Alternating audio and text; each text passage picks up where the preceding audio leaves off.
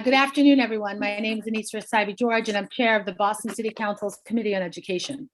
In accordance with Governor Baker's March 12th, 2020 executive order, modifying certain requirements of the open meeting law and relieving public bodies of certain requirements, the City Council will be conducting this hearing virtually. This enables the City Council to carry out its responsibilities while adhering to public health recommendations and ensuring public access to its deliberations through adequate alternative means.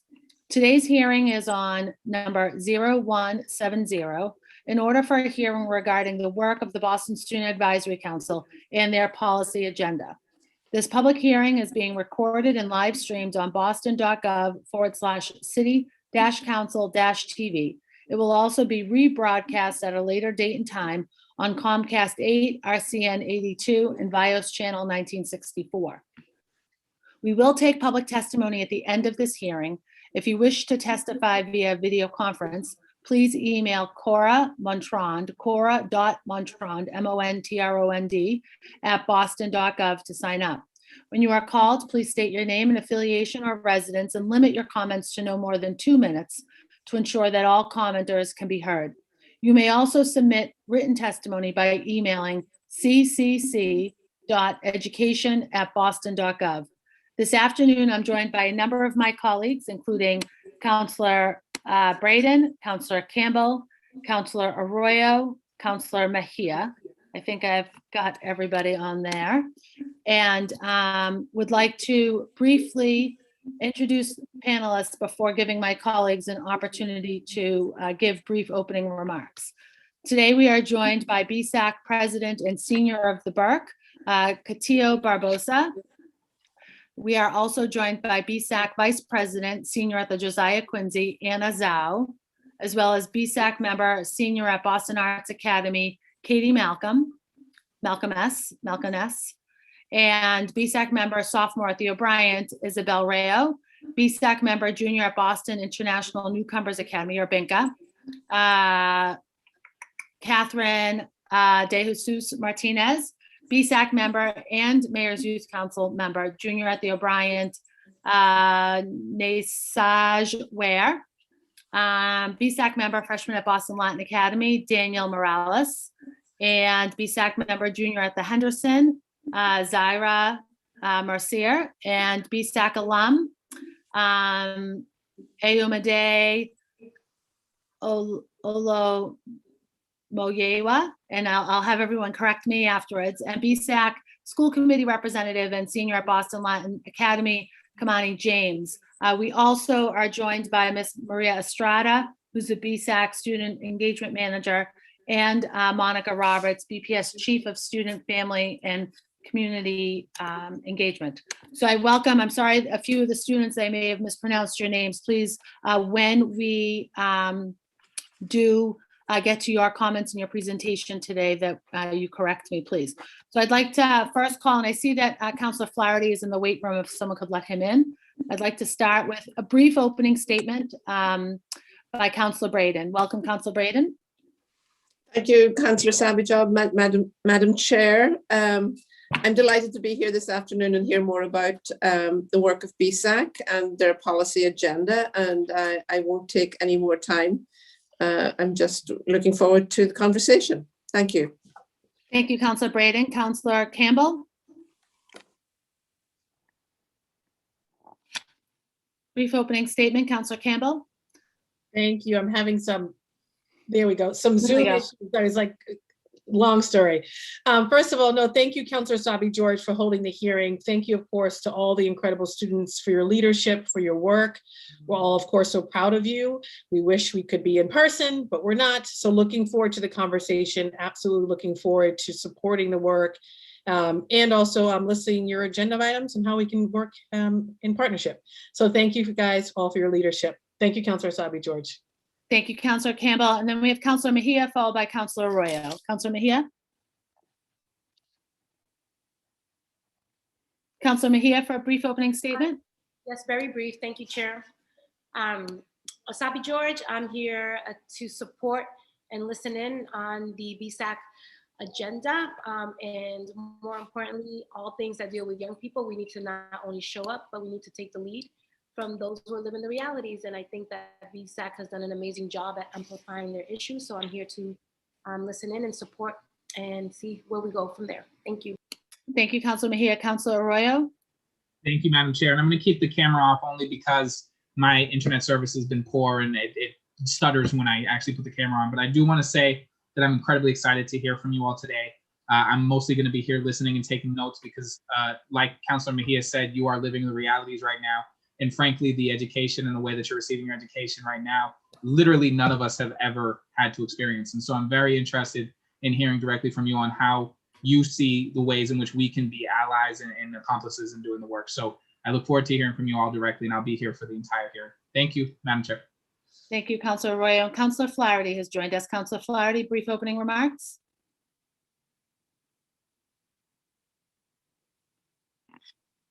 Councilor Flaherty, brief opening remarks. Stand by, technical difficulties. We've got you kind of clear. Thank you, Madam Chair. I appreciate the opportunity and look forward to the discussion and appreciate the panelists' time as well and look forward to listening and learning from some of Boston's brightest. I love it. Thank you, Councilor Flaherty. And just very briefly, this was really important to me to bring all of you together. It's something we've worked with the Boston Student Advisory Council with over the last year to bring you before us to share your policy agenda. Many of you know that I was a member of the Boston Student Advisory Council when I was in high school, and I know how important and how incredible this group of students is who work to advocate on behalf of their peers across our school district. And when I was a member of BSAC, we worked on very similar issues, and it's amazing to me that we are still working today on so many of these issues. I know that so often the concerns of our students are ignored or not taken into consideration as seriously as they should be. We have begun and are continuing to work to make strides as a city to incorporate youth voices into the many levels of government. I know we have, for example, today, there is a student chief financial officer of BPS this year. Student representation in these places matter. What our students have to say about our schools tells us everything we need to know about how well we are serving them, how well we are preparing them for their futures, and frankly, how well we are respecting them. Our schools ought to be places of learning and growth. Our students ought to be supported in the ways they need to be able to thrive. So until we get to those places, we've got lots of work to do. I'm thrilled to hold this hearing today to turn the council's full attention to the students of BSAC and their policy agenda. This hearing is certainly long overdue. As I mentioned, we've been talking about it for a long time. And I hope it certainly becomes, and part of our original conversations was to make this part of our regular work as a city council. As you prepare through your work at BSAC, your policy agenda in all aspects, not just in education, we should be made aware of your work and your desires as well. So I am grateful that you're all here. I'm going to turn it over to the students and for your presentation. I'm actually not sure who's leading the presentation, so I'm going to let you come. Welcome. That would be me. Give me one go. second. I'm also babysitting simultaneously. One of the wonders of Corona. I love that positive growth mindset, the wonders of Corona. Yeah, I think it's brought families closer together without, any sort of a choice, but let's see. All right, we're ready. Yeah.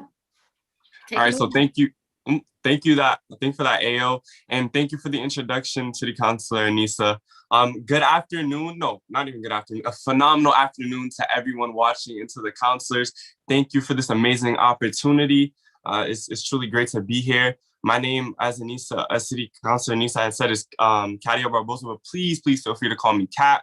I'm the current president of BSAC, and me and my amazing crew of young people are just going to go through a presentation and talk a little bit about who we are as BSAC, a little bit of our projects, and just essentially meet the team.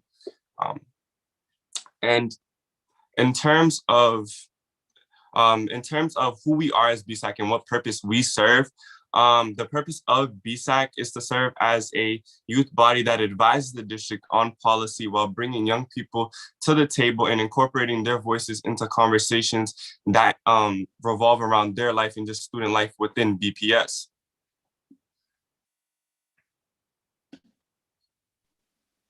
Hello, everyone. Just to introduce myself again, my name is Anna Zhao. I'm a current senior at Josiah Quincy. To start, I just want to thank City Councilor Asaibi George for welcoming us into this space. So I'm going to be telling you a little bit more about who we are as BSAC. We, the Boston Student Advisory Council, is a body of elected students from across the district representing all BPS high schools, and we help the district identify and address all issues that pertain to students. It's really important for us to put students at the center and the decision-making process, because every single decision made within the district has a direct impact on us, the students.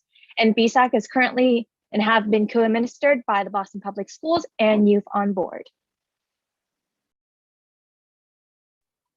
All right, so BSAC is a youth-led program, but there's also adult allies that aid us young people in the work that we do. Currently, there are 2 adult coordinators, the lovely Maria Estrada, who is the student engagement manager, and Jenny Fernandez, who is the student engagement officer. There's also leadership that comes from Youth on Board, specifically Jenny Sazama, and who is actually the co-coordinator of BSAC, and is also the director of Youth on Board. So shout out to the both of them. Also, there's a lot of support that comes from alum and adult allies and staff.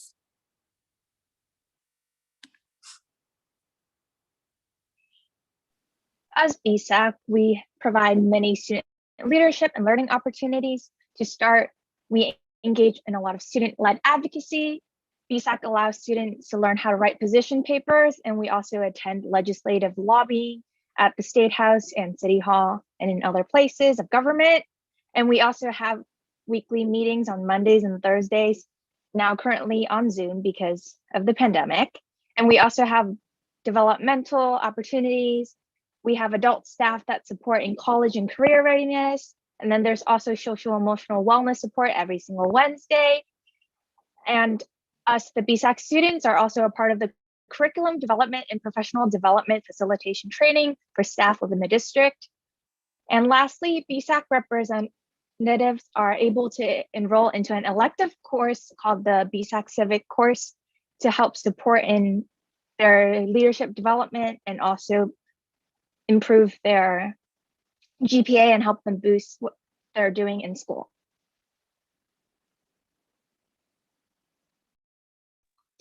So BSAC, or the BSAC body, is made up of high school reps from all across the district. And essentially how we're elected, it happens at our schools, either by our school officials or by the student government within our schools. And they have their own process for doing that and selecting students who they want to serve on BSAC for their school. And if you look up onto these slides, we actually have 49 reps across the 30 schools that are that we have serving on BSAC. So that's amazing. Congratulations and shout out to team for being able to make that possible. 97 of all BPS high schools are represented in BSAC, and that's actually because, or we actually started off the year with 100% representation. Wanted to make sure I was clear. We had 100% representation, but due to some complications that came about with the Madison member, in terms of capacity, they couldn't serve, but we're still going to make sure that we get that representation and we get back to 100% representation. Now we're down to 97% representation. And just a little bit about who actually is in BSAC.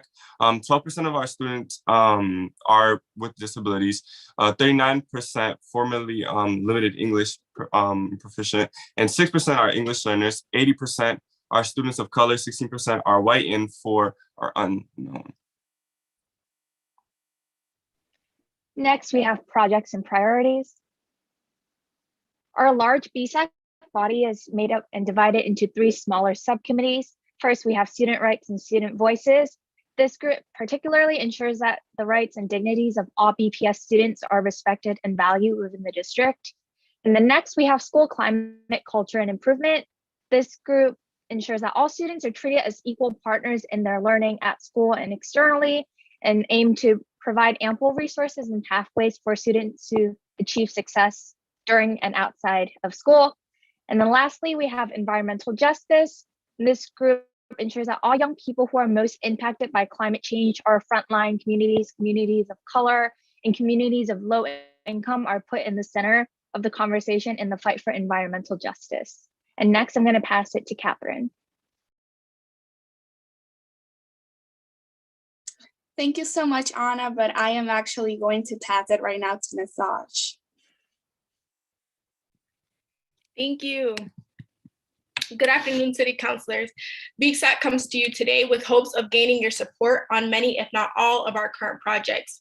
You have had the opportunity to hear from my lovely peers, and now I'm honored to discuss our proposal for removing the entrance exam to the 3 college preparatory schools in our city. Before I continue, I urge all of you to ask yourself this one question. Is it fair for a student to be defined by the school they attend? We propose eliminating testing requirements as a part of the exam school admissions process because of its history rooted in racism and segregation meant to keep communities of color out of exam schools. The disparities in our district are inherently problematic. It is with great pleasure that I inform you all that I am in fact a junior at the John D. O'Brien School of Mathematics and Science, one of our 3 exam schools. In the 6th grade, my admissions letter said, although I did not score high enough to attend these schools, O'Brien made extra seats for me.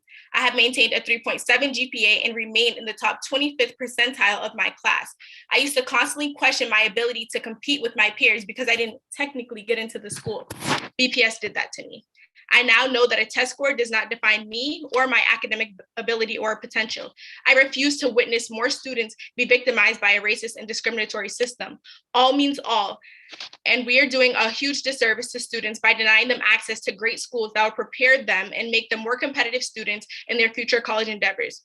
We recognize that admissions policies alone will not be effective in closing the opportunity gap for so many students in Boston Public Schools.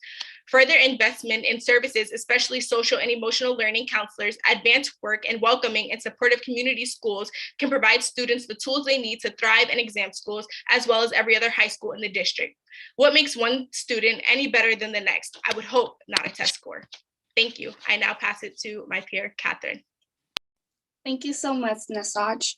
So I am actually going to be speaking on now bathroom equity. So some things we've been working on is gender neutral bathrooms, in where we are aware that the new buildings we have right now are implementing gender neutral bathrooms. But what about our old buildings? What we're asking for is to designate a teacher's bathrooms to become a gender neutral bathrooms, and also to change the process on how we access these bathrooms. Students right now are being forced to ask for a key or just to simply ask for permission to step in one of these bathrooms, making the school experience not equitable and emulating part of our school population. Another thing we have been working on is to focus on and to have 100% access to clean and functional restrooms. The majority of our bathrooms in BPS are being reported as dirty and unhygienic, which actually puts in danger the health of our students, causing them to not go to the bathrooms when they really want to go, and just not being equitable and clean at all. When we say 100%, we also mean to get rid of any policies schools have created to prohibit students from going to the bathroom. A lot of schools, for example, say students cannot go to the bathrooms the first 10 or last 10 minutes of a class. We know a lot of things can happen within 10 minutes. Another project on which we have been working on is access to free and good quality menstrual products. The average menstruating person uses up to 17,000 pads their whole lifetime. That's an amount not everyone can pay. Students should not have to fear missing schools or leaking because of their menstruation. I apologize for my mispronunciation. In addition, we are also asking for menstrual products to be inside bathrooms. When any students goes to the bathroom for any natural causes, you do not see them going to the nurse's office to ask for toilet paper. So why are we forcing our girls, the women that go to our schools, to do so? We once again are creating a sexist atmosphere that is unequitable and oppresses women. And I am sure BPS does not want to do that. Therefore, we should have our menstrual products within the bathrooms. And lastly, one of our projects that we have been working on is to have comprehensive health classes in which they can actually inform our girls on how your menstrual period is supposed to go, and how irregularities could actually be dangerous. Our women, our girls, they're not informed of that.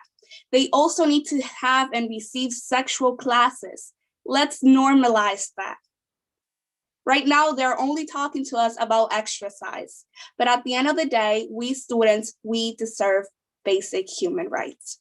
So I will pass it on to Nasaj again to talk and speak on student vote. Thank you, Catherine. This is Nasaj again. Originally, Kimani James, our student representative, was supposed to be presenting this part, but he has expressed weariness and disappointment in having to convince people of the need for a student vote. He says, quote unquote, asking why a student representative needs a vote is like asking why someone needs water, end quote. It is a basic human necessity and furthermore a democratic right, end quote. I cannot express enough the disappointment we all have in our district. Our student representative does the same amount of work, if not more, than his colleagues while still managing to be a student. You all can only imagine the hard work and dedication students put into this work on a day-to-day basis. As if it's not enough that our student representative is not compensated for the amazing work that they do, they're not given a say in the decisions that affect them the most. I encourage you all to ask yourselves, is it fair that the only school committee member that is living the reality and has to deal with the repercussions of the decisions made by the school committee not have a voice in these decisions? A conversation without us is not for us, and enough is enough. We appreciate Counselor Asabi George for championing student vote, and we would greatly appreciate if all counselors supported obtaining a vote on the school committee for a student representative. We recognize change takes time. However, we believe change happens as fast as the people in positions of power allow it to happen. There is power in numbers, therefore, I expect nothing less but for city councils to come together as a collective and champion the issues that matter to students the most. Thank you. Hello, everyone. Oh, I'm sorry, Katie, while we're just changing slides, I want to just note that Counselor Flynn has joined us. Sorry, Katie, go ahead. It's okay. Hello, everyone. Hello, City Council. My name is Katie Barfumis once again. I'm a senior at Boston Arts Academy, and on BSAC, I serve on the School Climate, Culture, and Improvement Subcommittee. As you can hear, that's a super long name, so on BSAC, we just call it SCCI. And as SCCI, we work to advise BPS on the issues pertinent to the student experience. We often examine current district policies that we feel aren't working to benefit our young people, and then we work to affect policy change. Because our subcommittee is concerned with any and all policies related to the student experience, a wide variety of projects and campaigns fall under SCCI. Some of our major projects are currently the ones that you see on the slide, which include education funding, Counselors Not Cops, and student privacy protection.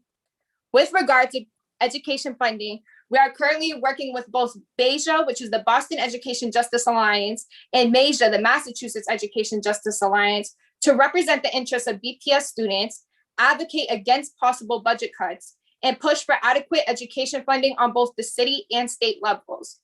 In collaboration with MEJA, BSAC is currently working to use social media, specifically the platform of TikTok, to push elected officials to fully fund the first 2 years of the Student Opportunity Act. We recently worked with I Have a Future Coalition, which is a group of youth-led grassroots organizations from across the state, to put on a rally pushing for Beacon Hill to make affordable housing, juvenile justice, youth jobs, and education funding a priority. Among our many asks of legislators, we asked them to commit to fully funding the first 2 years of the Student Opportunity Act, which is behind on its 7-year funding schedule. Today, together, we also called numerous Massachusetts state representatives and senators, telling them that the current plan for the allocation of funding is not sufficient to meet the challenges of our current crisis. Our state level advocacy also included writing a letter to DESE, urging for the cancellation of MCAS. And on the district level, we have many students from SCCI serving on a variety of committees and working groups, including ones concerning the development of strategic plans for the BPS library services, and ones focused on how BPS can most effectively convey information about school registration to our students and families. Those are some of the highlights from our education justice work this year, and now I'll be passing it on to Daniel to speak about our Counselors Not Cops project. Hello, everyone. As introduced by my lovely colleague, Katie, I'm Daniel, and I'm going to be talking to you about one of SCCI's projects, Counselors Not Cops. The objective of the abbreviated CNC is to advocate for a lesser presence of policing within school buildings and to transfer fundings towards increased social and emotional support for students. Over a course of time, more than $1 billion of federal money has been spent on the enforcement of policing within our own school buildings. Yet what we've seen is that there's still not enough resources that there's still not enough resources being provided in schools to aid students' mental health. And it is vital for students to have these resources and progress towards this. We've created position papers articulating our opposition to the natural presence of law enforcement in school, and have advocated for the diversion of funds normally allocated to police to be directed towards more extensive social emotional support that would further aid students. In addition to this, we have given students a space within our own restorative circles, as we like to call Wellness Wednesdays, where they can communicate with BPS officers to build a constructive working relationship. And the purpose of all this is to further push BPS into adopting the RJ model as simply the traditionally largely punitive model of discipline. In order to form more positive and professional learning environments, it is important that students are receiving proper mental health support rather than being disciplined by these authoritative figures. And with that being said, I'll pass this on to Zara Mercer to speak more on student privacy. Hello, everyone. My name is Zara Mercer, and I'll be talking about some of our work involving student privacy. As you've noticed, a lot of BSAC's work is defined by our inside-outside relationship with the district, which means we generally have two approaches that we use simultaneously when working on campaigns. We both work within a district with whom we have an excellent working relationship, and through our partnership with Youth on Board, we also work with other youth organizing groups to press for change externally. Our work around student privacy is no different.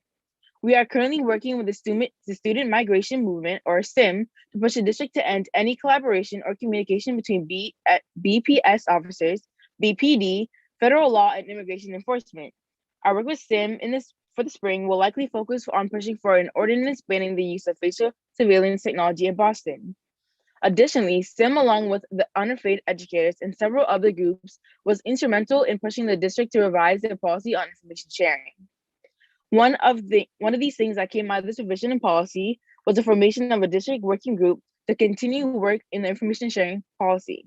There are two BSAC students as representatives on the school safety working group, which aims to review the new district policy that many advocates still believe is inadequate, being too vague when it comes to certain pieces of language, ensuring that the new guidelines are being implemented and adhered to, and review data on school arrests, the collection of which is delineated by the policy. Now I'm going to pass it over to the Environmental Justice Subcommittee, who are going to talk about some of the amazing climate work being done by our young people. Thank you so much, Zara. Hello, it's me again. So our Environmental Justice Subcommittee is divided into three smaller groups. The first one is Community Choice Energy, Solar, and Transit. Our team is dedicated to ensuring that the environmental resources that have been historically unaffordable for low-income and marginalized communities become accessible throughout the city and the state. This includes affordable public transportation and access to cleaner energy sources for electricity. We were a part of the task force that helped plan CCE for the whole city for the past 3 years. We also created and led trainings for the public and parents of BPS to spread the word and educate on what CCE means, what fair and equitable renewable energy means, and what it looks like in action. We also wrote the climate action plan for our city. And next, I'm going to pass it to Kat. I'm back. So this is Kat again. What's up, y'all? I'm actually a part of the Mass Renews Alliance team, and there we serve as representatives of the youth sector. on the Mass for News Alliance. There we focus on creating policy that helps marginalized and frontline communities that would be and currently are affected by climate change most, while striving to create a greener and more sustainable economy through a Massachusetts Green New Deal, which we actually had a launch for, I believe it was 2 weeks ago. It was an amazing event co-hosted by a couple of government officials do I remember them? No, I have a terrible memory. Don't come at me for that. But I'm going to pass it on to the lovely, the amazing Isabel. Take it away. Thank you, Kat. Hi, everyone. I'm Isabel. I'm a sophomore at John D. O'Brien. And my team, which is the climate education curriculum team, is dedicated to implementing climate curriculum into Boston public schools, as well as equipping teachers and BPS staff with important topics on environmental racism, adultism, and general education in order to fully educate young students throughout the district on the climate crisis and how it could impact them and others around them. We focus on teaching students as early as possible how climate could change their lives and how they could help the world be a cleaner, safer place for all. I will now pass it to Ayo to talk about the mayoral and city council race. Thank you so much, Isabel, for that. Like she said, we're going to be talking about the mayoral and city council topics. So Youth on Board and BSAC has been working hard in order to write up a platform with the sole purpose of advancing equity and justice in Boston, from issues ranging all the way from climate change and justice, like we just talked about, all the way to race that I don't think that we talk about enough. Even as we speak, it's being worked on painstakingly to be approved, reapproved, and be advanced to the next level. And as we work on it more, we will be sharing this with the city council. In addition, BSAC will also be doing text and phone banking with voters in order to build support for our platform. And we'll be sending them out to all Boston residents, including the candidates themselves. And I'm wondering, I guess you might be wondering what the platform is exactly. Well, we at the Boston Student Advisory Council / Youth on Board, we're well aware of how much power and influence the mayor and the city council has. And as such, we urge the interim mayor and all prospective candidates for that permanent position to really take time, review, and deeply consider the interests, stories, and perspectives of young voices all across Boston that range from a variety of backgrounds, cultures, and socioeconomic conditions, especially in this time of immense and transitional change. Lastly, we wanted to assure the City Council that BSAC will be creating a Youth of Boston forum for the mayoral run. It's going to be organized by the youth for the youth, and it's going to be a series of ice cream socials to later on follow as details allow. Thank you so much. Are there any questions? Well, thank you very much for that presentation. It was really thoughtful and I think demonstrates for sure your desire to be involved in issues that are not just about our schools, because this, all of what happens in our city is certainly impacted by you are impacted by all of the things that happen into our city. Just want to check what was next on our list. So at this point, we open up to questions from council colleagues to the work that you're doing, what you've been presented, and if there's any other additional questions they may have. So I'd like to first start with Councilor Braden, and we'll do a 5-minute timer. Councilor Braden. Thank you very much. I really congratulate all of the members of BSAC for their presentation this afternoon. I am very, very impressed with the work they're doing and tremendous activism to make lives better for students in Boston public schools and across the city and across the state for that matter, because Boston leads often. I had a quick question about the entrance exam and your approach to the entrance exam, their experience of how detrimental or how difficult that experience is. I'd like someone to speak to that. And then also the environmental justice is hugely important. Just really, I commend them for their education and outreach to families on the community, have it here. Community choice energy is really important, but what other work are we doing to educate our communities and families about environmental issues? Those are the two questions.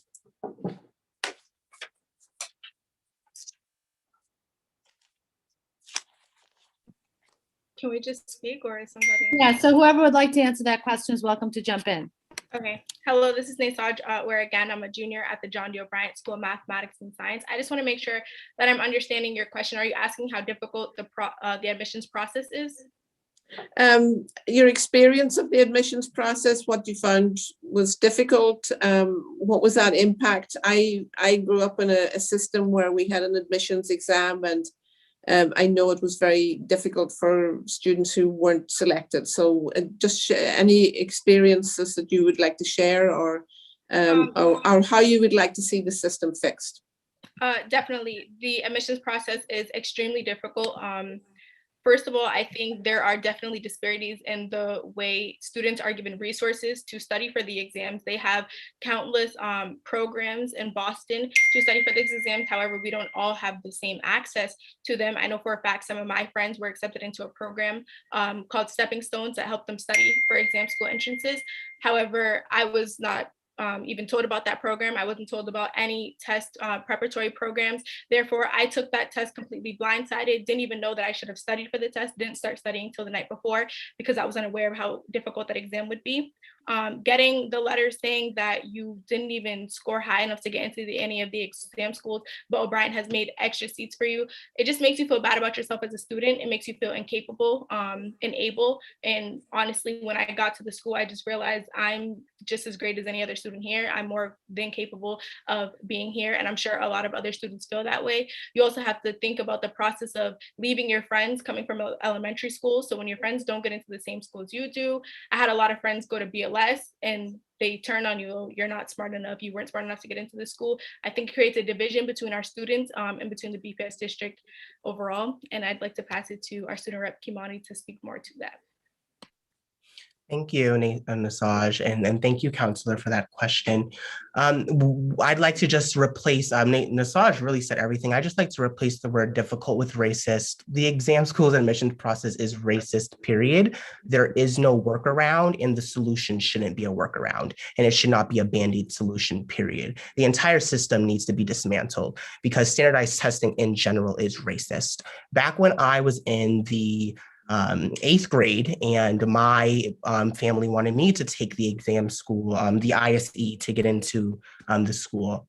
I had white friends who were going to like much more better funded schools with much more resources. Parents can pay for programs outside of school, programs I'd never heard about. And I was getting like tests that were already done and marked up, and sort of how to erase them and not look at the answers. I mean, this is the reality, like we were getting sort of hand-me-down resources or no resources at all to get into these schools. And when you look at the larger picture, the fact that these schools are funded the most when some of them have endowments that are ridiculously large is absolutely unacceptable, is the just the large representation of what inequity looks like in BPS. So I just wanted to emphasize BSAC and my colleagues' push towards reforming the exam school's admissions policy. And I just want to be very clear because I feel as though sometimes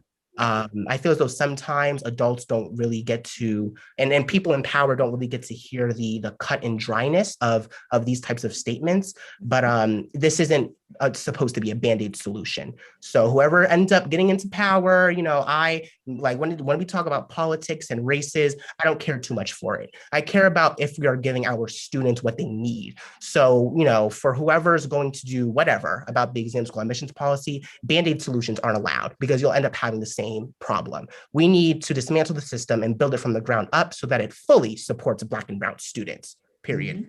Mm-hmm. Thank you. Thank you. Thank you, Councilor Braden. Councilor Campbell. Thank you so much, Councilor Sabi George, and thank you to all the students for your leadership and of course for that incredible presentation. It's excellent. It's beyond helpful, and really just grateful for the work you guys have been doing. A couple of questions, because I know the 5-minute buzzer will go off. One was on the school resource officers piece and the lack of guidance counselors, mental health clinicians. It constantly comes up. So would love to hear some more thoughts on that, specifically what the organization's conversations have been with the district on this specific issue. And then this second question is, obviously all of you guys are fully engaged, but the question that always comes up is how do we better engage students and families in everything that the district does, more proactively, less reactively. So I'm curious, from where you guys sit, what strategies are effective engaging students who may not be formally a part of BSAC, but obviously a part of our student population? How does, what works for you guys? What are you finding being effective? And what isn't working, and what can the districts do better based on what you guys are already doing?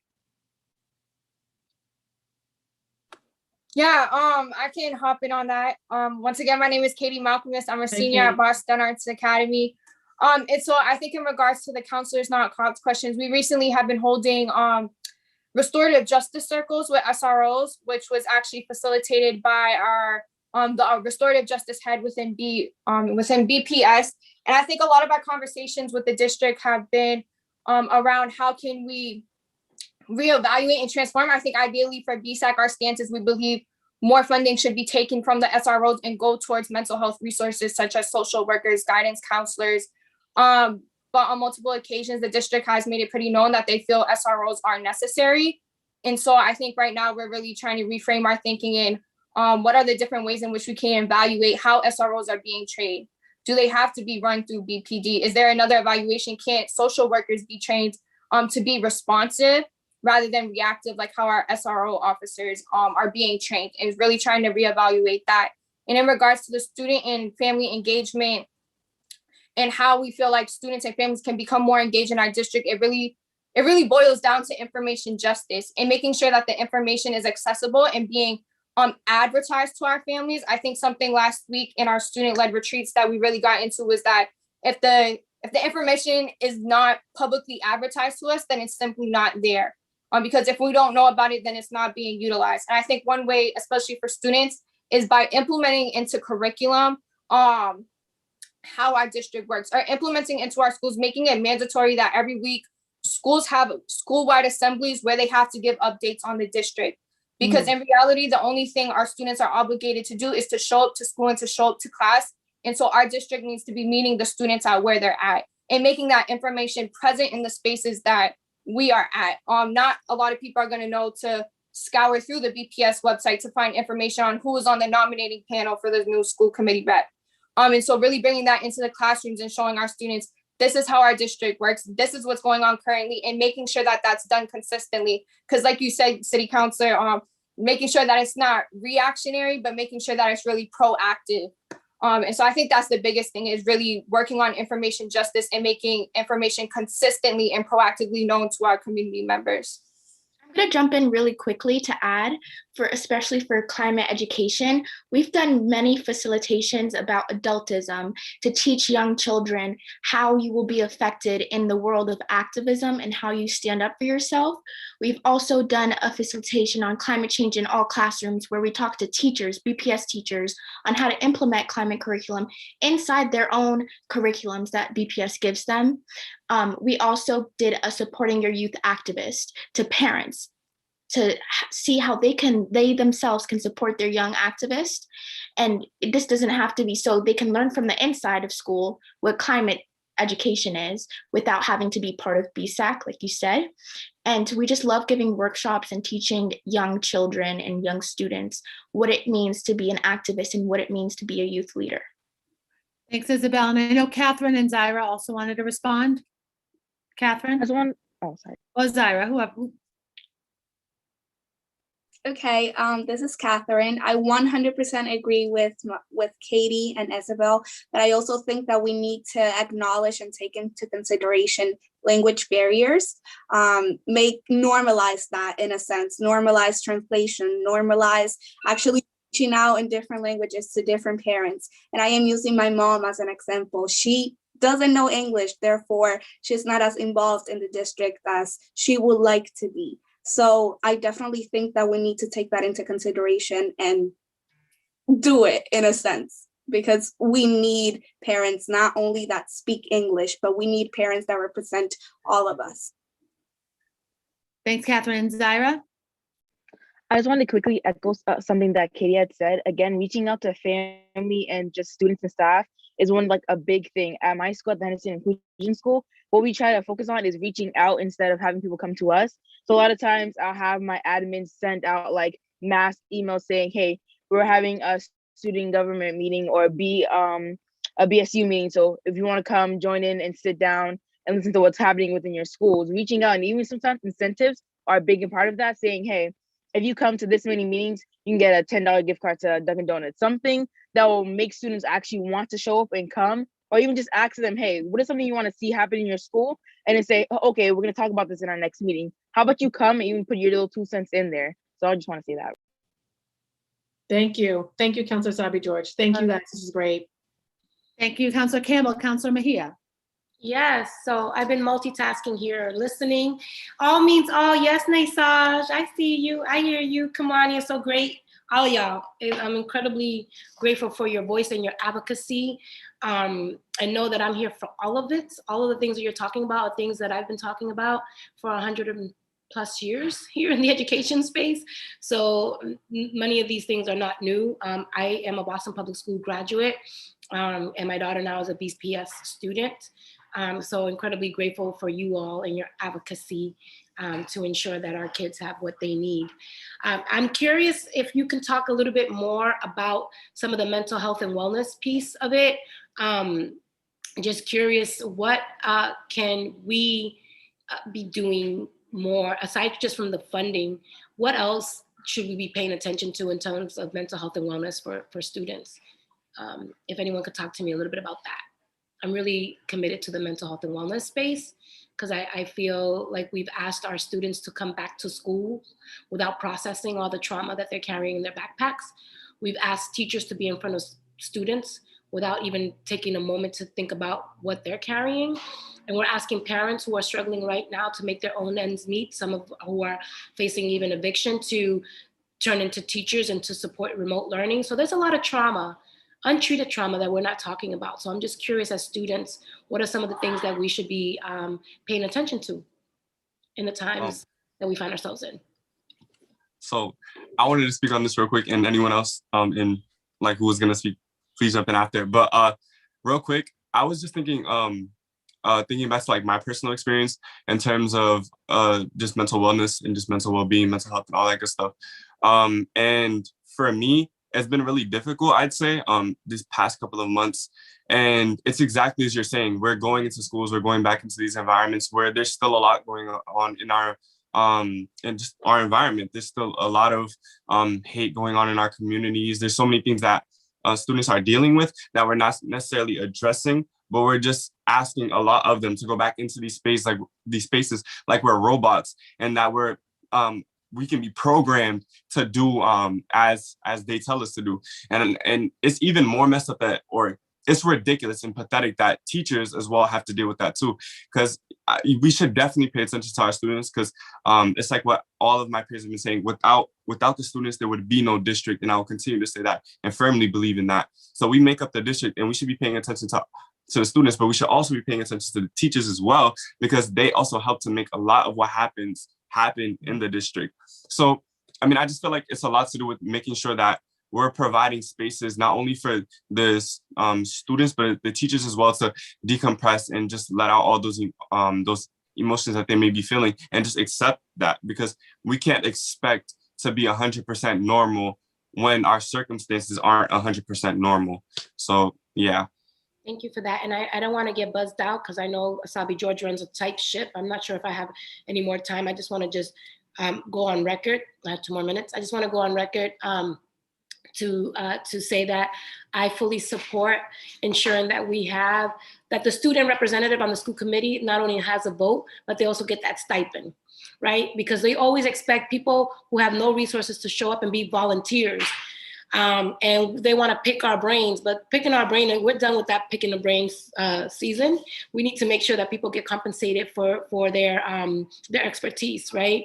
And I think lived experience needs to be on that consultation bracket. And so I think that I just want to go on full support and letting you know, especially Mr. Kamani James, I know how hard you've been working on this whole situation, that you know that I am in full support of not only just having a voice, but that you also get paid, because you go hard for the district all day, every day. So just wanted to just put that out there.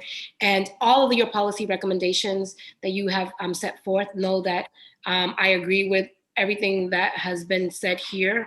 It's music to my ears to hear young people fighting for the things that I know are gonna make the lives of all of our students much better, including the exam schools, all the racism that exists, the funding, the education, all of that. I'm here for all of it. So you have my full support. And thank you so much for your advocacy. I also wanted to add one more Go thing ahead. in that last minute. I so apologize because I think Kat hit the nail on the head, but I want to make sure that we also do note that we get counselors and resources that are for us, by us, so reflective of our diverse student population that we have here in Boston, such a melting pot, and it should also be reflected in the faculty and in the resources that we have. Thank you. Ashe Ayo. Nice job. Very good. Councilor Arroyo. Thank you, Councilor Mejia. Councilor Arroyo. Thank you so much to all of you, frankly. Thank you, Madam Chair. But thank you so much to all of you for everything that you said. Like, it's tough to follow Councilor Mejia because, frankly, we're of like minds on this. Basically, everything she said, I second.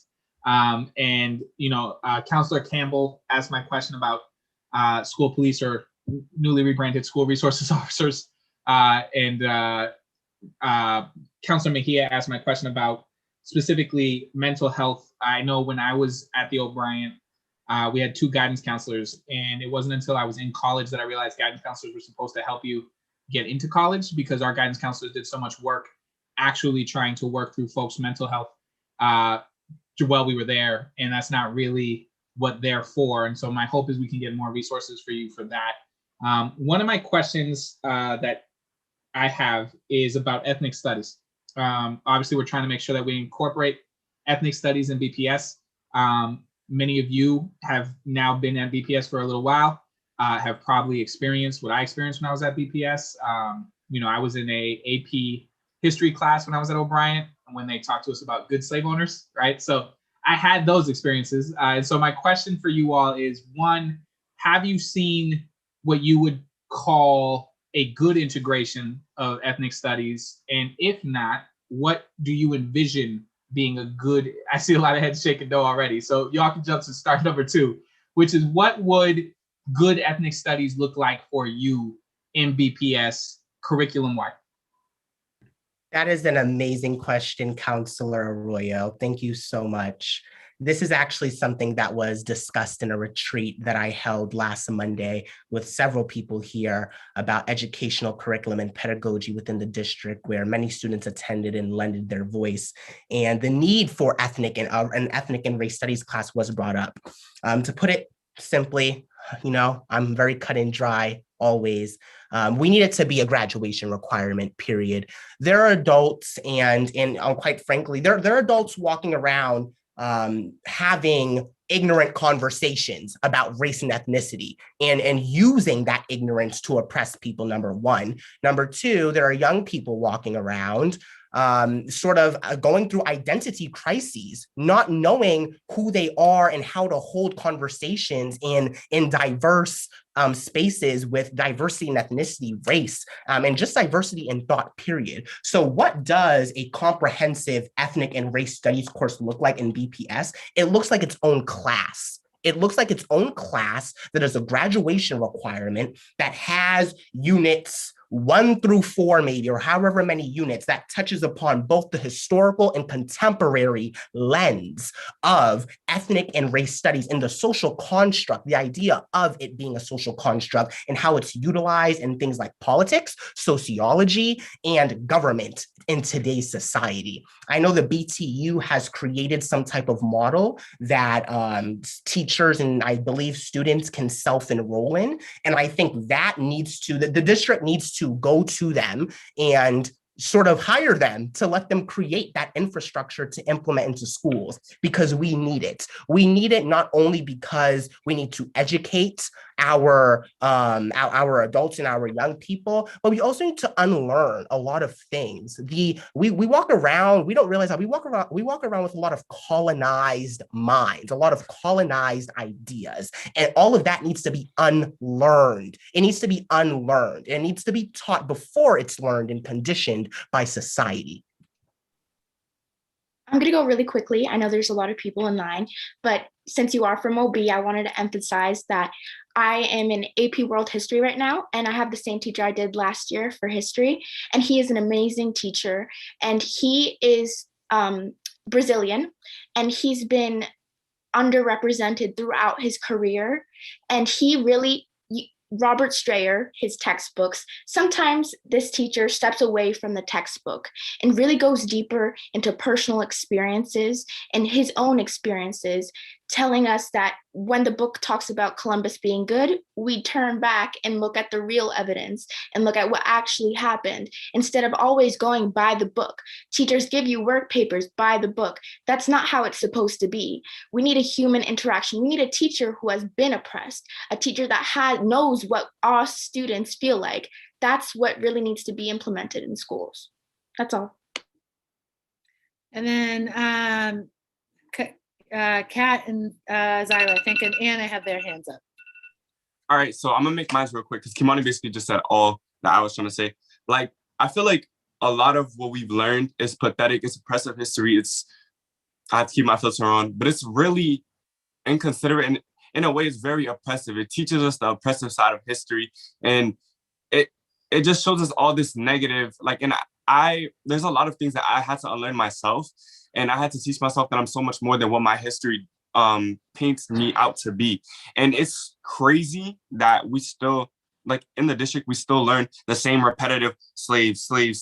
And I understand that history is important, but what about the history of the other students in the class? Like Kimani was saying, we should have like ethnic studies that represent our classrooms. Because at the end of the day, if we don't have that, then what's the point? What's the point of teaching students something that doesn't really pertain to them? That's why we lose a lot of students, why a lot of students don't feel engaged. They feel so disconnected emotionally and spiritually because they don't know who they are. And like that history, that missing piece of that puzzle can like make or break a student. It's like whole career. So I think that if we really like care, then we'll truly dedicate a lot of history and teaching and just what all of what Kimani said. I could go on forever, but I'm gonna stop right there. All of what Kimani said, 100%, I agree with it. Kat, thank you very much. Zyra and then Anna. I just want to echo something that a few leaders have already said already. At Henderson, I have two amazing history teachers, Mr. Power and Miss Vanessa St. Leger. They kind of always would teach us the textbook, but then go away from it and say, this is actually what really happened. I'm actually kind of tired of learning about Christopher Columbus and how he was a great man. And I'm tired of learning about how we bombed the Pearl Harbor. Yes, that was bad, but like I'm tired of hearing the same thing over and over, how they talk about how it was their fault, but really it wasn't their fault. I want to go deeper actually into the cultures that we learn about and skip through the history book. I feel like ethnic studies shouldn't just be a class, be incorporated into our daily classes, be incorporated into our regular history classes, because world history and American history isn't just the colonizers and the white people. It's the slavery, it's the Jim Crow era. It's more than that. It's our culture. It's us getting our head shaved right before we get put on that ship. It's more than just the slaves and the colonizers and the chopping of the heads. It's the deep rooted, it's just everything. And I feel like we don't need to talk about that in our day-to-day classes and just history in general. And I feel like if we're able to reconstruct our history classes around ethnic studies as a whole on top of our classes, it would change the mindsets of so many people, change the way they speak and present themselves, and just change their thoughts and ideas that they originally had from the past and from their like ancestors. Thank you, Zyra. And then Anna. Just want to respect the time. I'm going to go over something really quickly. I stand behind everything that my peers have said, and to add very quickly, it's very important for our race and ethnic classes to reflect every single student we have within the district. As such a diverse district like the Boston Public Schools, we have so many different cultures. And it's really important that every single student and teacher reflect the culture they're teaching and have lived experiences that could connect with what they're teaching, because their real lived experiences will allow them to connect with the students and teach from, the root of the history rather than what is on the surface. Thank you. Thanks, Anna. Thank you, everyone. See any other hands up? Councillor Flaherty. Thank you, Councillor Arroyo. Councillor Flaherty.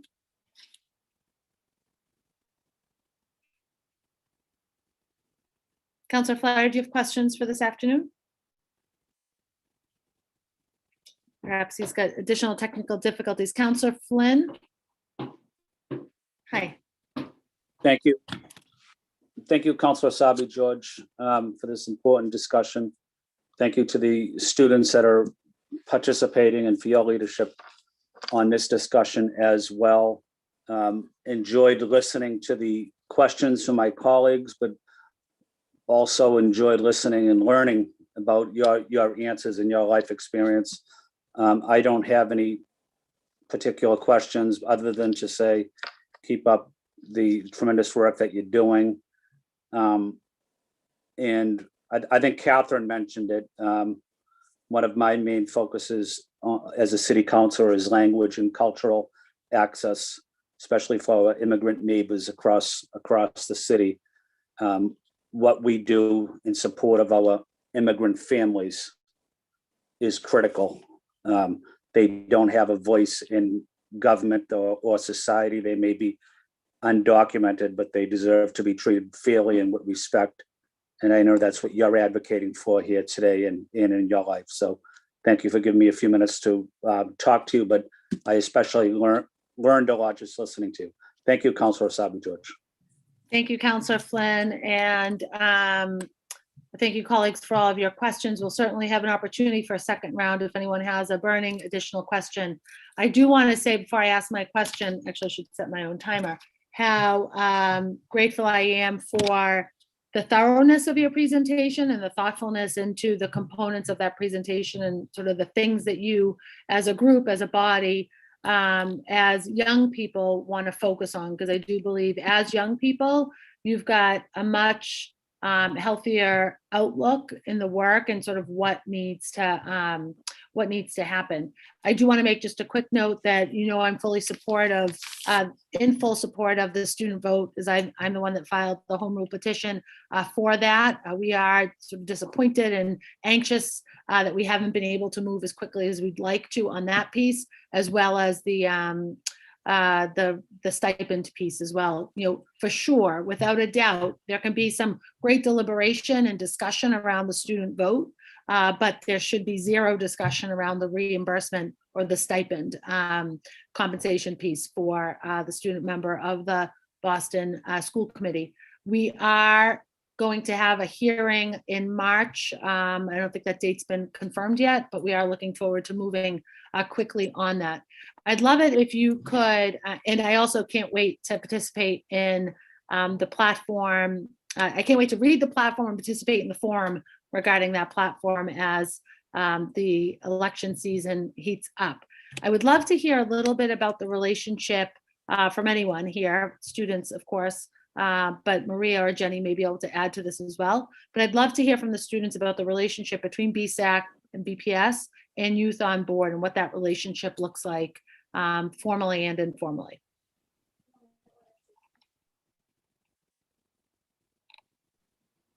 Any students want to start with it? Yeah, but maybe Maria. Thank you, Maria. Yeah, Maria. Sure. Jenny could give a little bit more of the history. So it's a very formal partnership. I would not consider it typical when you think of partnerships. We function and we actually are are seen as sort of a national model. We have what we call an inside-outside partnership. And so the way we administer the program, we have two staff members that Kat did a beautiful job explaining sort of the BPS support end of it. And so myself and Jenny Fernandez administer and the internal end of it. And we are under the Office of Student, Family, and Community Advancement. And we have a whole lot other sort of level of support from Monica Roberts and some other staff members.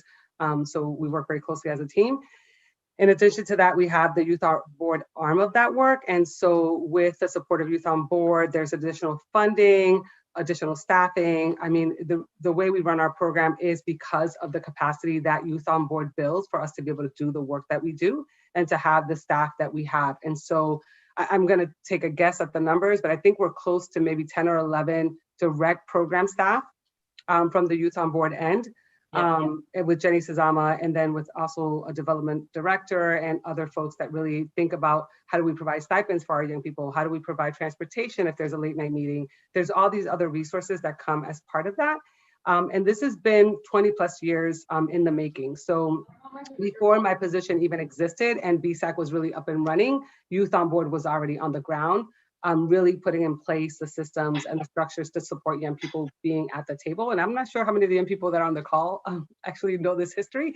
And so Jenny was very critical, and her team, in pushing the district to really think about building the capacity internally to have a position to support the BSAC work. And so that is how I came to this position 16 plus years ago. So Jenny, I don't know if you want to add a little bit more of the history or fill in some of the gaps. Yeah. Great question, Anissa. Basically the history about, well, I don't know if people on this call know that BSAC was put forward as a law by youth activists back around the desegregation time. So it was, it's a state law that every city and town in Massachusetts is supposed to have a SAC. And if you go onto the Board of Education website, it's hidden somewhere, but it is there. So we got a phone call about 25 years ago from one of the Boston school committee members and said, you know, isn't this what you guys do? Aren't we supposed to have a student on the school committee? So we came in and helped create this partnership. I said, I've known Maria for years, and I said, I know exactly the person that needs to work on this. They gave us a choice of should Maria's position, it was funded by Carnegie money originally. And should that, and Bill Gates, the Gates money also funded the position. And they said, should Maria be part of Youth on Board staff or should be BPS staff? So we said BPS staff for sure. So it's this beautiful inside outside partnership. What we have here is we have a group of young people that can have access to the superintendent on a bi-weekly basis, have access to the city council, and can push from the outside. It is an incredible model. And it would not work without this incredible team of young people really being like, it's like this balance. And it gets tricky sometimes because sometimes when you're getting funding and you're trying to think about pushing, and Kamani has been, just so generous with us about, sort of knowing that there's limitations on some things that we can do. I guess the only other thing I would say is that we've raised probably $10 million over the years in grant funding to support this program. That's great. I actually didn't realize I was a member of BSAC, I think like 1988, 91 or so. So post 91, there was a period of time where there wasn't a student member on the school committee. Yes, for maybe 10 years. Oh, really? I'm surprised to learn that. I should do a little bit more. And Maria's position used to sit in the city. Yeah. So you probably know that. Yeah, that I recall. I'm really old. Well, so I appreciate, I do want to make sure if my colleagues, thank you, Jenny, thank you, Maria. If my colleagues have additional questions, we'll start back in the same order. Councillor Braden. I have no further questions, Councillor Sabi George. I also need to jump off for another meeting. So thank you all for all your great work, and continue to move forward and upward. And I look forward to continuing the conversation at a later time. Thank you so much. Thank you, Councillor Braden. We'll go through, and we've also been joined by Councillor Bach. We'll get to Councillor Bach in a few. Councillor Campbell, additional questions for the panel this evening? No, I just thank you. I just wanted to, I had one other question around ethnic studies, but I think everyone answered that. So done. So thank you, because it's critically important. So I appreciated all the students' comments on that. I guess one question I have is specifically if anyone has thoughts on the current proposed budget. Obviously, the council will at some point go through the budget process. We were reviewing it. So I didn't know if students had some immediate thoughts on the proposed budget. And then, of course, Maria and Jenny, thank you so much for your leadership, for your hard work as well. Obviously, we're thanking the students, but thank you both as well. And I'll just say, if no one has any comments on the budget, it's important. I mean, I was like, Imani, you have comments on the budget. But I'm sure I do Kamani's want going to to comment on it, some sort of current reflection. Thank you. And I do want to just go on the record because I know it's a hearing that's coming up on the stipend and the vote for the student. Yes, yes, and yes. And so really appreciate BSAC's leadership and advocacy on this particular point. So I didn't say that earlier, but did want to lift that up. Yeah, and Kimani or anyone else, if you guys have thoughts on just the initial budget. That's all I have, Councilor Savage-George. Thank you. Great, thank you. I was almost hoping that no one was going to ask that. Thank you, Councilor Campbell. Always a pleasure. I have been going through my budget packet every day, actually, with Nate Cooter, some BSACers, a nonprofit that works to sort of analyze BPS's budget. Number one is the amount of funding and grants that is not funneled through BPS's calculation for the budget. BLS has a $60 million endowment and they're getting $33 million from the district. That in itself is unacceptable, and it is the sort of epiphany of when we talk about inequities. That's just what it is. I brought that up at school committee the week before vacation, and the response from I believe it was Monica Roberts, is that the district, I believe, is currently or is going to be expecting to work with work to draft some type of policy that sort of puts into place guardrails or some type of oversight. That's what I was looking for, some type of oversight when we talk about what individual schools and BPS are doing in their fundraising and how that sort of represents inequities in BPS. So that in itself is alarming to me. Another thing that I noticed is that the ESSER money that the district is using, something that I've spoken to with the nonprofit that I'm working with to dig into this budget, is that this is being split between school year FY22, so 21 through 22, which is coming up. And then it's also being, the other portion is being split for 22 to 23. And I think what a lot of community members are upset about, and I would love for you to, put your eye on this when you do go through the budget process, is that the district isn't allocating enough money from these ESSER funds for this upcoming school year. And it's critical that we're putting in whatever we can, specifically from federal aid, because we are going to be getting more. I think it's really critical to put and allocate a lot of money into our students this upcoming school year, because we're transitioning out of COVID.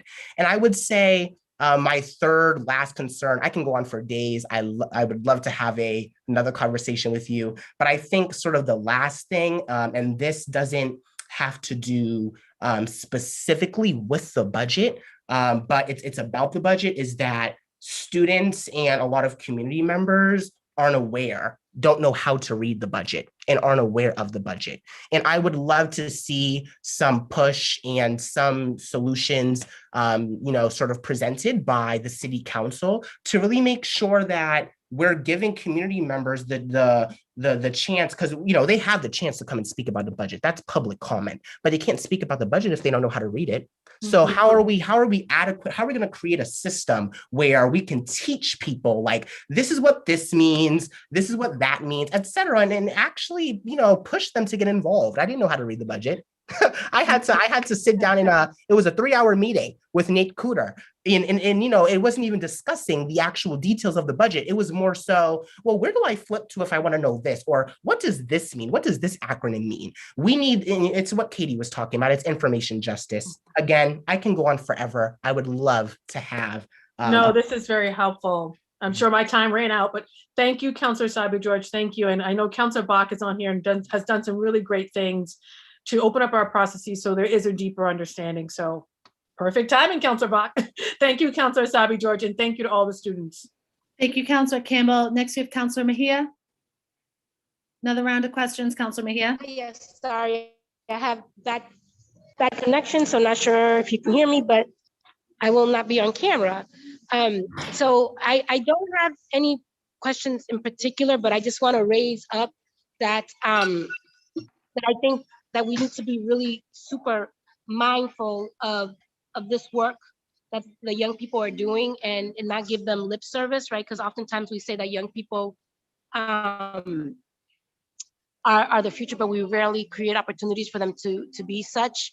And I think that Kimani is right on point in terms of, saying that we need to think about this for all ages, right? Let's see, we would love for our budget conversations to be informed by students. I know that the Boston City Council has, the Boston mayor's, the mayor has a youth line item that's like $1 million something that they get to allocate. But I think that when you are thinking about budgets and youth voice, I think that youth should have a voice in all pieces of city government, right? And creating an opportunity for them to talk about housing, to have young people talking about public safety. It should not just be you all are the BSAC and you just talk about education, or you are the mayor's council and you only talk about this.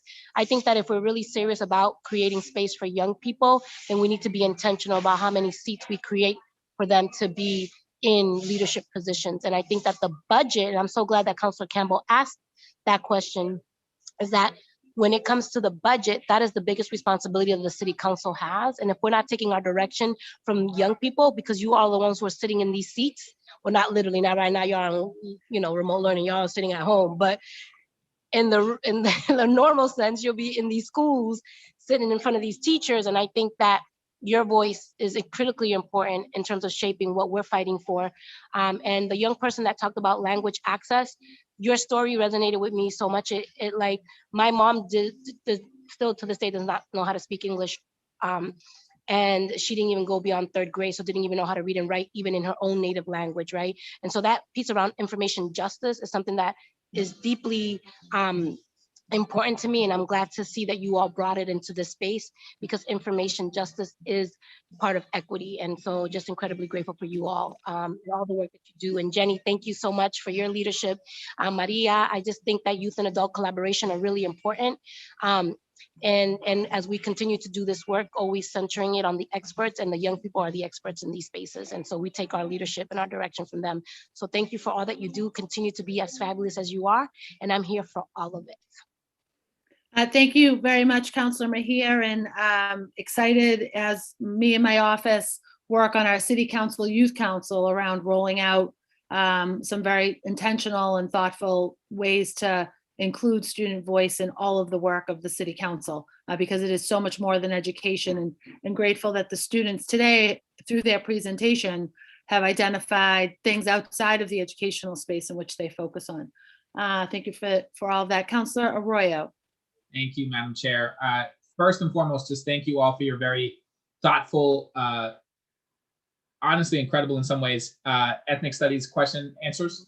I think one of the things that I took away from that is it's troubling to me that it was repeatedly said that in order for you to actually get true ethnic studies, your teachers had to walk away or step away from the textbook, which for me screams that we have to analyze exactly what textbooks we're putting in front of our students to begin with, and have some kind of system or format of screening what you're seeing. I mean, I read, on a personal level, I read the books I give my nieces and nephews before I give them those books. And so at a minimum, we should be doing this for our BPS students, because any book that is telling you anything about Christopher Columbus that is the opposite of rape and genocide of an entire generation of people is problematic to me. And this was the same issue I had with BPS history books when I was in school. As far as, your vote for a student representative and a stipend, I'm wildly in support of that. But I think my one question for you all is, we've talked about, and this was prior to COVID, so I don't know how remote learning has really impacted this, but inclusionary learning, and what different models of inclusionary learning make sense in terms of how many teachers we have in the classroom and how that works and how that operates.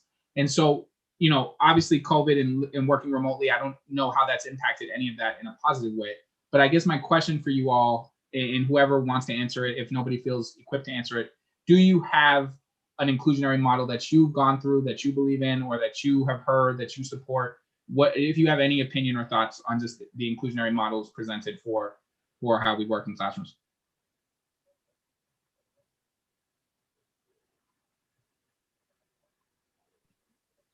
Could I just ask a clarifying question quickly? You're asking about inclusionary models in regards to like having students of different needs in one classroom learning together, correct? Yes, exactly so. Thank you so much. I'm Yeah. sorry. Oh no, you're fine. I just wanted to ask for clarification, make sure I answered the question correctly. So I wasn't a part of. I actually just joined BSAC this year, so I wasn't a part of it last year when that discussion came up. But I think one way that I've seen. So I go to Boston Arts Academy, which is a full inclusive school. So we have a wide variety of students of different needs, all learning within the same classroom. And I think one transition this year, that it's kind of rocky because we're still working out the kinks of it, but I think it's actually really, really helping is the grading policy and our switch to an outcomes-based grading system. And so what that allows us to do is in classes, rather than being given an assignment, and it's like you have to do it in this particular way to receive an A or a B, it transitions into showing whether you're proficient or high performing in an outcome, and students are allowed to showcase that they're understanding the content in a way that's most effective for them. So whether that's writing a paper or if it's creating a presentation or doing like a graphic model or a slide. And I think that's been really helpful for different students of different needs, especially students that are neurodivergent. So last week, like Kimani said, many of us held these town halls, and one of the biggest things we heard was in regards to mental health, there's a huge lack of support for our neurodivergent students, especially with the transition to remote learning, and how a lot of neurodivergent students have struggled because they've gone from having this in-person schedule to now having to fully transition it to remote learning, and how it's been hard to accommodate to the online learning. And so I think having outcomes-based grading, where one, it also pushes this emphasis on students really taking full control of their education and being able to identify their learning styles and being able to identify how they can best grab content and concepts. I think it's really beneficial. And when looking at an inclusive setting and an inclusive classroom, it allows students, like you mentioned, of different needs to really be able to learn in the ways that they need. And it also, I think in my school, we have at least one support in the room, like a secondary teacher for students that might have special needs. But I've even seen classrooms where we have one teacher and now it's working because students are able to freely ask questions and vocalize how they need to grasp the content. I hope that answered your question. No, that was incredibly helpful. I appreciate that. I also, obviously students learn in different visual mediums. So my brother is actually an alum of BAA. So it doesn't surprise me that they would find different ways for folks to express themselves and make sure that they're showing their content that actually makes a lot of sense. And so I appreciate that answer very much. Thank you so much. Thank you, Councilor Arroyo. Councilor Flaherty, I think, has left my screen, and as has, sorry, just looking at my screen from a distance here. Councilor Bach, welcome. If you'd like to give, I'll give you a few extra moments if you'd like to give some general statements and ask some questions of our Boston Student Advisory Council members. Thanks so much, Madam Chair. I think I was late enough that I don't want to risk asking questions that folks have already answered. And I'm going to have to review the tape for the first hour. I definitely want to lift up what Kamani said about information justice and the budget, and say that I would love to work with BSAC around the school budget. I also think there's a dynamic for the council where the school budget, like we have this weird relationship to the school budget, because the only thing we vote on at the end of the day is the absolute number, because the line items are all voted on at the school committee level.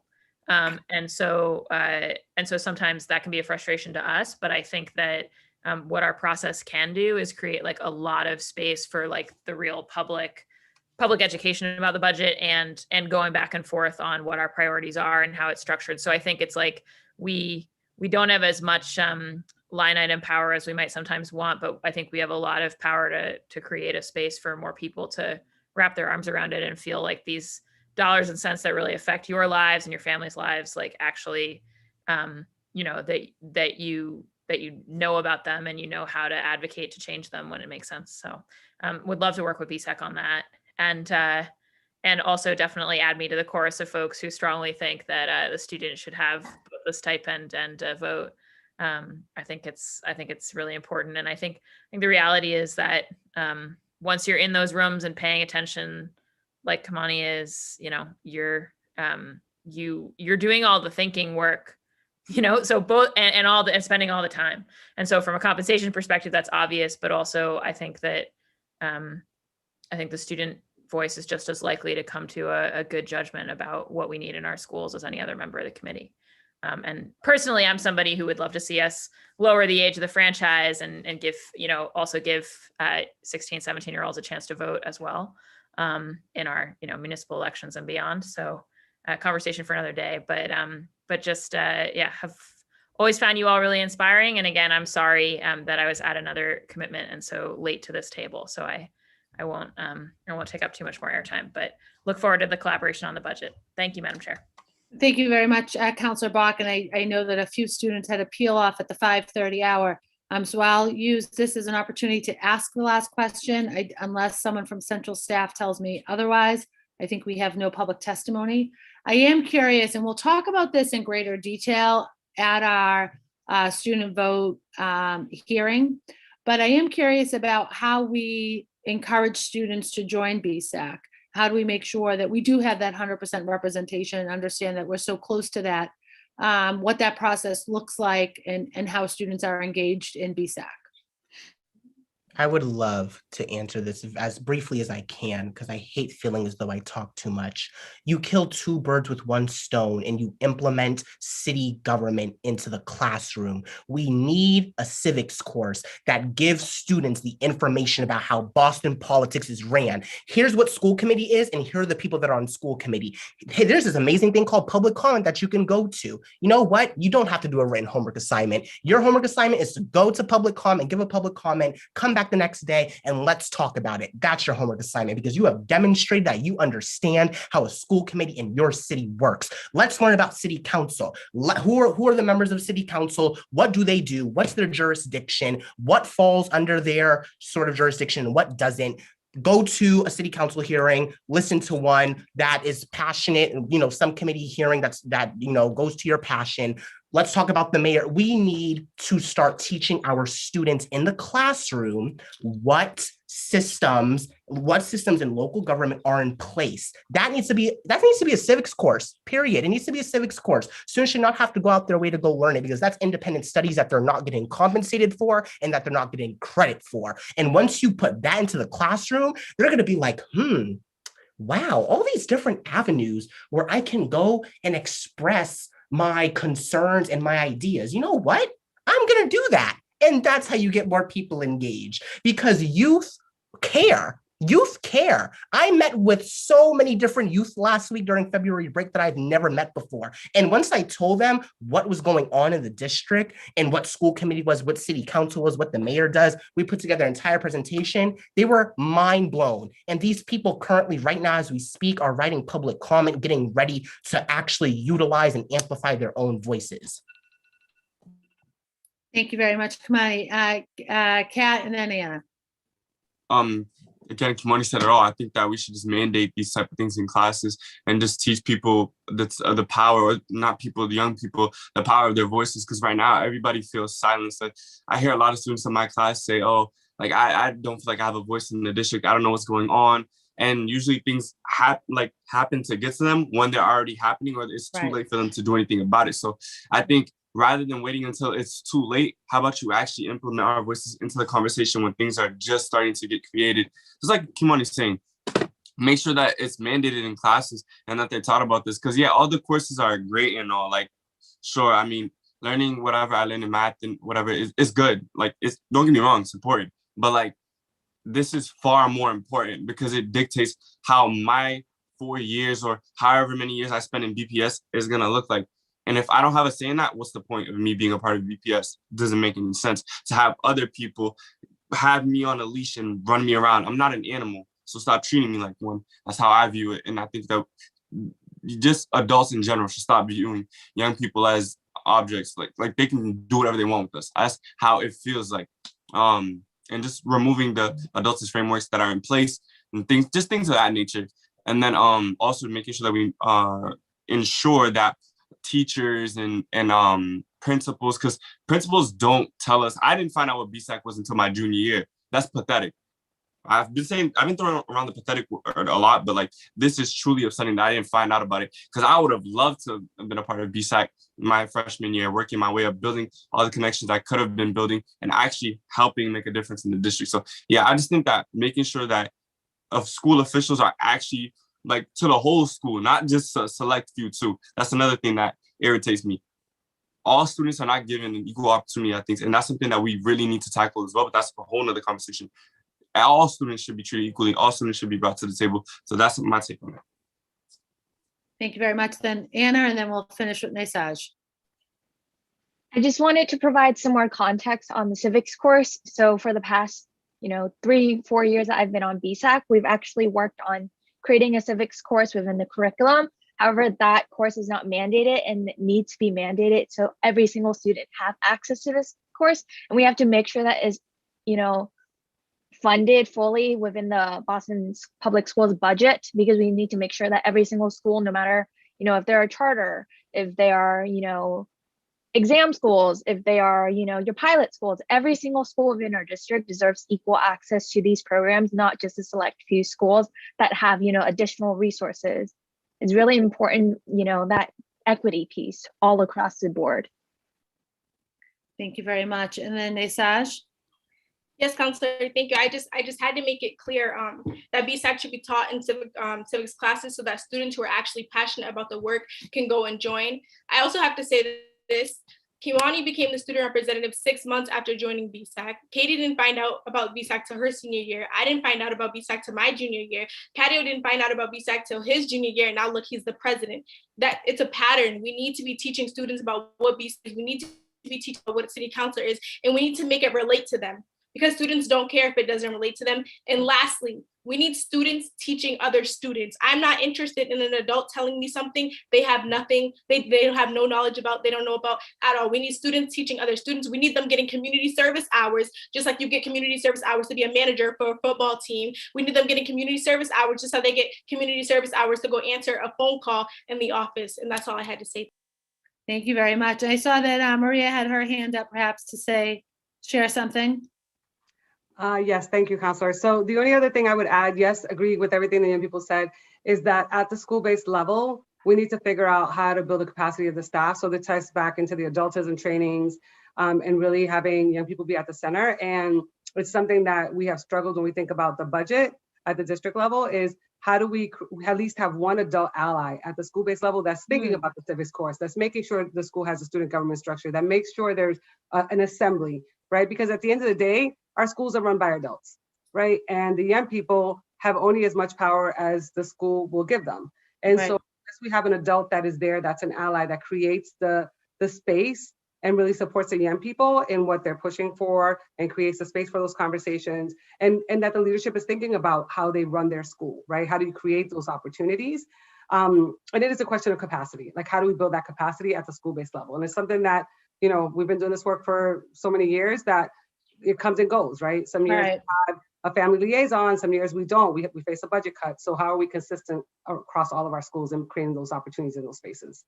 We'll go to Catherine next, but by a show of hands, how many of you have a student government or a student council at your school?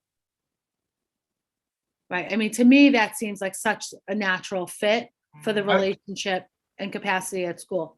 Go ahead, Connie, and then we'll go to Catherine and Katie. I'm sorry, I just really quickly had to say, City Councilor Sabi George, while many of us here may have a student government at our schools, I just wanted to point out that a lot of the time our student government, as I can speak about mine specifically at BLA, is for show, it's performative.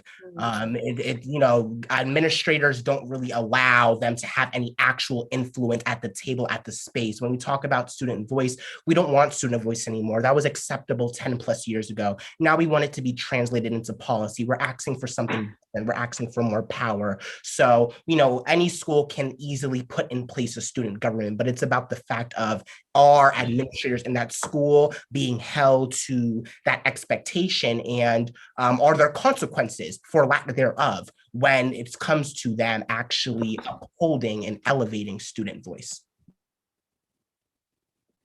Great. And then I think, Katie, I see your hand up. Katie? And maybe we'll. Catherine can go. She was gonna go before me. I'll let Catherine go. Oh, Catherine, yeah, go ahead. Catherine, then Katie will wrap us up for the afternoon. Okay, I was really going to echo on what Nisaj said. Let the students teach for once. I am tired of having to sit in a classroom where teachers just pass papers and don't really care about the topics they're really teaching. So yes, let the students teach. I think that I have been like a broken record when I am really trying to emphasize on the varieties of languages. I definitely 100% I am putting myself in the line. We understand a lot better when we are speaking in our home languages, and this is something important. So let's normalize this, and let's say you as a student, you can teach this in several languages because we want students to be engaged. I myself struggle with big vocabularies. I myself struggle with knowing all the terms that happen in the district, everything. I have a hard time. So I know students who aren't flipped yet are going to have a harder time. So I am just really trying to advocate and just let's normalize this being in different languages, because at the end of the day, America is not only English. America doesn't have a language set down in barriers. So let's literally lift that up and be in multiple languages, because I want students to be able to understand and really be able to engage within our district. And I am sure, well, at least I hope that Boston wants that as well. Thank you, Catherine. And I would love, before we go to Katie, who I'll have for last closing statements, I'd love if you could share that specific BSAC curriculum that's been referenced with us. That'd be awesome. Thank you. Katie.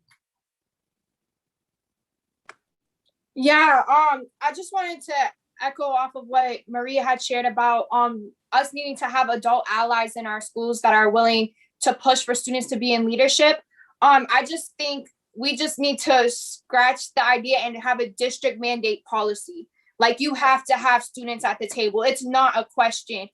We just need to eliminate this adultist rhetoric that it's up to the adults to decide whether or not us students are allowed to be present. I'm going off of the discussion of BSAC. I didn't know what BSAC was until this year, after I was told I could not run for student body president at my school. And so my school appointed me to BSAC. I honestly, if I'm being fully transparent, I thought I was going to go to the first meeting of BSAC and then not attend again. And luckily, I fell in love with the work and realized it's the place for me. It's the place for my voice to be amplified. And I was passionate about the work. But that just goes to show how little our district is doing to inform our students. And going back to what Kimani was sharing about student government being performative, up until this year, I have people on my student government that have been in student government for 4 years and don't know what BSAC was.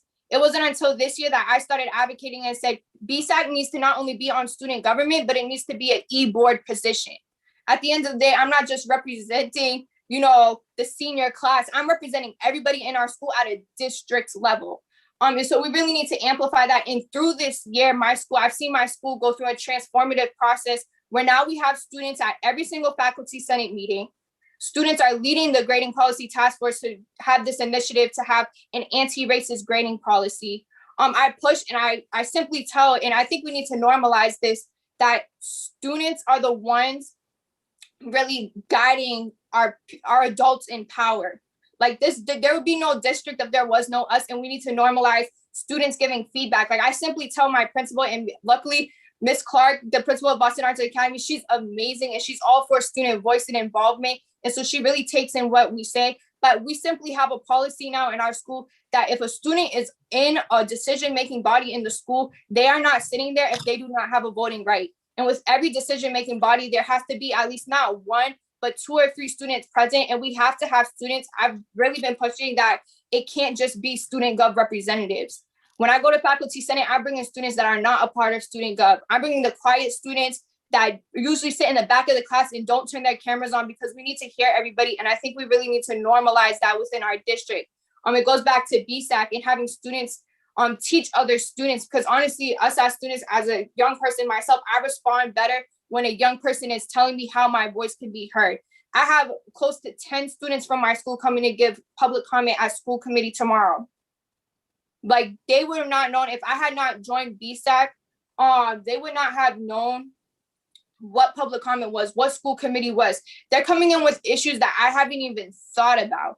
We have students coming with the fact that seniors are receiving no support district-wide because they're talking to their friends from 10 other high schools that it's not just their own, and how they've received minimal to no support.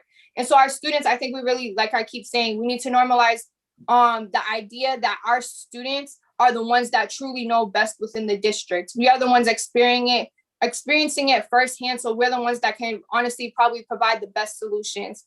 So I just want to emphasize that and emphasize the fact that we need to have students in every single decision-making policy, every single decision-making body present. And we need to normalize the fact that this needs to be a district-wide thing. This can't just be left up to schools anymore. We just need to eliminate this entirely district-wide, because then we're going to keep running into the same issues that we have now, where some schools do other things. We spoke about this last week in our town halls, where I was even talking about AP and dual enrollment courses. The exam schools, I only have one AP course offered in my school. Like, we just need to normalize this fact that this autonomy can be no longer. We just have to, things that every student deserves for their voice to be heard. Every student deserves a vote. So it just has to be district mandated. But yeah, I know we're on a time crunch, so I'll leave it at that. Thank you, Katie. I'll go to Jenny, and then we will wrap up with Catherine for closing comments. Thank you, Jenny. Well, first of all, Councillor Asabi George, this is amazing. And one of the things that's happening here, if you can see that there's discussions that we are, like Maria and I are taking mad notes, because there are discussions. It's all recorded. It's all recorded. So you can go back and watch it. But one of the things that's happening is, like, I'm hearing from the students things that this format has allowed to bring out, right? And one of the things I just want to tell the students is the 3 generations before you did pass a policy. There is a mandate that every school is supposed to have a student government, but it's an unfunded mandate, right? So there isn't, and often the person that's in charge of the student government at the school is a junior teacher who leaves after a year or two. So we do have some of these policies in place. And what we need to do, I don't remember who said it, that young people need to hear from the young people, is I think that the superintendent would be very open. I don't think we've ever had a superintendent that has been more in favor of youth voice ever before.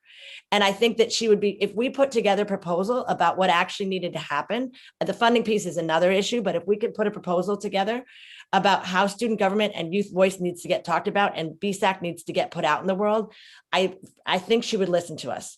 It would take some organizing to make things happen, but this is amazing. And I'm very happy to help with any of that. As I've said before many times, BSAC played a really important role in my life through my high school years. Catherine. I don't know. I just want to thank you so much for having us here. And I also noticed that our social media director, and I am so glad that you guys are here supporting BSAC and all the projects we've been talking about. So please follow us. I know I'm using this to advertise. I'm so sorry, but please follow us at BSAC Buzz on Twitter and Instagram. Please allow us to grow bigger and amplify our voice. At the end of the day, we're students, all of us, and we're here to learn, and we just want the best. And I just, again, sincerely hope Boston does as well. I think that is the most appropriate way to end this hearing this afternoon. I do hope that this continues to be an annual presentation, in addition to having BSAC voice at all of our other education-related hearings, especially, but all of our hearings, that this policy review for your goals, your work, your platforms for the year ahead becomes an annual hearing and presentation. As I noted, today's hearing on docket number 0170 was recorded. It will be rebroadcast. It will be available. So it's available for sharing on social media and will be available for rebroadcast and for all of you to save. So with that, I will call this meeting adjourned. Thank you all for joining us. Have a great evening. Bye, everyone. Thank you for being here. Bye, everyone. Night. Thank you. We made history tonight. Thank you. There we Bye. go. Bye. Bye. Bye, Jenny. Bye. That was great. That was great. Thank you. No, Really thank great. you. Bye. Bye.